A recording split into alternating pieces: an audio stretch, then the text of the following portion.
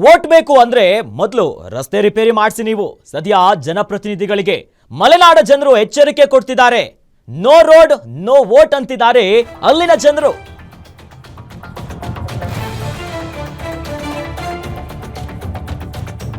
ಇದು ನೋಡಿ ಆಕ್ಚುಲಿ ಚೆನ್ನಾಗಿರೋದು ಅಂತಂದ್ರೆ ಮಲೆನಾಡಿನಲ್ಲಿ ಭಾರಿ ಮಳೆಗೆ ಅಲ್ಲಿನ ರಸ್ತೆಗಳೆಲ್ಲವೂ ಕೂಡ ಕಿತ್ತು ಹೋಗಿದೆ. ರಸ್ತೆಯನ್ನ ಸರಿಪಡಿಸಿ ಅಂತ ಎಷ್ಟೇ ಮನವಿ ಮಾಡಿದ್ರು ಡೋಂಟ್ ಕೇರ್ ಅಂತಿದ್ದಾರೆ ಅಂತ ಅಧಿಕಾರಿಗಳು. ರಸ್ತೆ ದುರಸ್ತಿ ಮಾಡದಿದ್ರೆ ಚುನಾವಣೆ ಬಹಿಷ್ಕಾರದ ಎಚ್ಚರಿಕೆ ಕೊಟ್ಟಿದ್ದಾರೆ. ಗ್ರಾಮ ಪಂಚಾಯಿತಿಯ ವಿರುದ್ಧ ಸಿಡಿದೆದ್ದಿದ್ದಾರೆ ಎಸ್ಕೆ ಮೇಗಲ್ ಗ್ರಾಮಸ್ಥರು. ಚಿಕ್ಕಮಗಳೂರು ಜಿಲ್ಲೆಯ ಕಳಶ ತಾಲೂಕಿನ ಎಸ್ಕೆ ಮೇಗಲ್ನಲ್ಲಿ ಅಲ್ಲಿನ ಗ್ರಾಮಸ್ಥರು ಈಗ ರಸ್ತೆ ಸರಿ ಮಾಡಿಸಿ, ಇಲ್ಲ ಅಂತಂದ್ರೆ ಓಟೇ ಹಾಕಲ್ಲ ಅನ್ನೋದಾಗಿ ಚುನಾವಣೆಯನ್ನ ಬಹಿಷ್ಕಾರ ಮಾಡ್ತಿದ್ದಾರೆ. ಸರಿಯಾಗಿ ರಸ್ತೆ ಮಾಡಿಕೊಡಿ ಅನ್ನೋದಾಗಿ ಮನವಿ ಮಾಡಿದ್ರು ಕೂಡ ಅಲ್ಲಿನ ಸ್ಥಳೀಯ ಅಧಿಕಾರಿಗಳು ಯಾರು ಕೂಡ ಜನಪ್ರತಿನಿಧಿಗಳು ತಲೆ ಕೆಡಿಸ್ಕೊಂಡಿಲ್ಲ ಅಂತೆ. ಹೀಗಾಗಿ ಮಲೆನಾಡಿನ ಜನ ಎಚ್ಚರಿಕೆಯನ್ನ ಕೊಡ್ತಿದ್ದಾರೆ. ನೋಡಿ ಆ ದೃಶ್ಯ ಗಮನಿಸ್ತಾ ಇದ್ವಿ. ಪಾಪ ಮಕ್ಕಳು ಕೊಡೆ ಹಿಡ್ಕೊಂಡು ಸ್ಕೂಲಿಗೆ ಹೋಗ್ತಿದ್ದಾರೆ. ಆ ಕಾಲೆಲ್ಲ ಕುಗಿತದೆ, ಗದ್ದೆ ತರ ಇದೆ ಅದು. ಪ್ರತಿನಿತ್ಯ ಜನ ಓಡಾಡೋ ಪರಿಸ್ಥಿತಿ ಏನು, ಚಿಕ್ಕಮಗಳೂರಲ್ಲಿ ಆಗಿರುವಂತ ಪರಿಸ್ಥಿತಿ ಇದು. ಎಸ್ಕೆ ಮೇಗಲ್ ಎನ್ನುವಂತ ಗ್ರಾಮದ ರಸ್ತೆ ನೋಡಿ ಹೊಂಡ ಬಿದ್ದಿದೆ. ಮಕ್ಕಳು ಶಾಲೆಗೆ ಅದೇ ರಸ್ತೆಯಲ್ಲಿ ಹೋಗ್ತಾರೆ. ಆ ಕೆಸರು, ಮಳೆ ಬರ್ತಿರುತ್ತೆ, ಬ್ಯಾಗ್ ಹಾಕೊಂಡಿರ್ತಾರೆ, ದಾಟೋದಕ್ಕೆ ಭಯ. ಪಕ್ಕದಲ್ಲೆಲ್ಲ ನಮ್ ಕಾಫಿ ತೋಟ ತರ ಕಾಣಿಸ್ತಿದೆ, ಆ ಕಡೆ ಸೈಡ್ಗೆ ಹೋಗಂಗಿಲ್ಲ. ಇದು ಖಾಲಿ ನಡ್ಕೊಂಡು ಹೋಗೋರ ಪರಿಸ್ಥಿತಿ ಅಷ್ಟೇ ಅಲ್ಲ, ಟೂ ವೀಲರ್ ಅಲ್ಲಿ ಹೋಗೋರು ಅವರು ಪರದಾಡ್ಬೇಕು. ಎಮರ್ಜೆನ್ಸಿ ಇದೆ, ಹಾಸ್ಪಿಟ್ಲಿಗೆ ಹೋಗ್ಬೇಕು, ರಾತ್ರಿ ವೃದ್ಧರು ಓಡಾಡಬೇಕು ಅಂತಂದ್ರೆ ಗದ್ದೆ ಮೇಲೆ ಹೋದಂಗಿದೆ. ಹಾಗಾಗಿನೇ ಎಸ್ಕೆ ಮೇಗಲ್ ಗ್ರಾಮಸ್ಥರು ಆಕ್ರೋಶ ಹೊರಗಾಗ್ತಿದ್ದಾರೆ.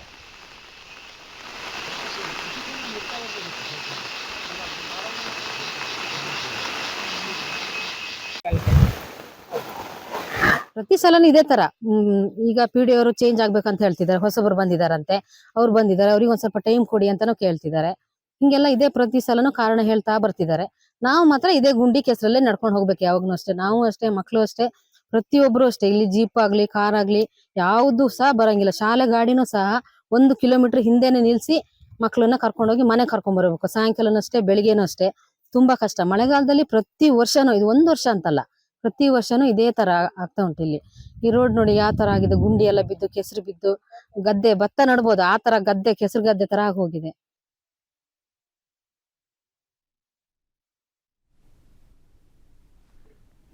ಸರ್ ನೋಡಿ ನಮ್ಮೂರ ಪರಿಸ್ಥಿತಿ.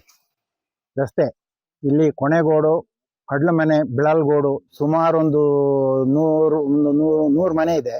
ಒಂದು 200-250 ಜನ ಇದ್ದಾರೆ ಅಲ್ಲಿ. ಶಾಲೆ ಹೋಗೋ ಮಕ್ಕಳು, ಕೂಲಿ ಕಾರ್ಮಿಕರು ಎಲ್ಲ ಇದ್ರಲ್ಲೇ ತಿರುಗಾಡ್ಬೇಕು. ಇದು ಒಂದೇ ರಸ್ತೆ ನಮಗಿರೋದು. ವರ್ಷಾನು ಇದೇ ನಮ್ಮ ಹಣೆ ಬರೋ ವರ್ಷಾನು ಇದೆ. ಮಳೆಗಾಲದಲ್ಲಿ ಅರ್ಧ ದಿನದಿಂದ ಮಕ್ಕಳನ್ನ ಕರ್ಕೊಂಡ್ಬರೋದು, ಅಲ್ಲಿಂದ ಶಾಲೆ ತಂಡ ಕರ್ಕೊಂಡು ಹೋಗೋದು, ಕರ್ಕೊಂಡ್ಬಿಡೋದು, ಅದೇ ಕೆಲಸ. ಕೂಲಿ ಕೆಲಸ ಮಾಡೋರು ಬೆಳಿಗ್ಗೆ ಮುಂಚೆ ಮಕ್ಕಳನ್ನ ಶಾಲೆಗೆ ತಂದು ಇಲ್ಲಿ ಕಳಿಸಿ ಮತ್ತೆ ಪಾಪ ತೋಟದ ಕೂಲಿ ಕೆಲ್ಸಕ್ಕೆ ಹೋಗ್ತಾರೆ. ಕೂಲಿ ಕೆಲ್ಸಕ್ಕೆ ಹೋಗಿ ಪಾಪ 4 ಗಂಟೆಗೆ ಚಳಿ ಗಾಳಿ ಇದ್ರು ಸಹ ಮತ್ತೆ ಅವ್ರ ಮಕ್ಕಳು ಬರ್ತಾರೆ ಅಂತ ಹೇಳ್ಕೊಂಡು ಕಾಯ್ತಾ ಇದ್ದು ಇಲ್ಲಿಂದ ಸಣ್ಣ ಮಕ್ಕಳು ಹೊತ್ಕೊಂಡು ಹೋಗ್ತಾರೆ ಮನೆಗೆ. 2 ಕಿಲೋಮೀಟರ್ ಇದೆ ಇನ್ನು ಇಲ್ಲಿಂದ 2 ಕಿಲೋಮೀಟರ್ ಮನೆಗಳು, 2-2.5 ಕಿಲೋಮೀಟರ್ ದೂರದವರೆಗೆ ಮನೆಗಳಿದಾವೆ. ಅಷ್ಟು ದೂರ ಹೊತ್ಕೊಂಡೇ ಹೋಗ್ಬೇಕು ಮಕ್ಕಳನ್ನು.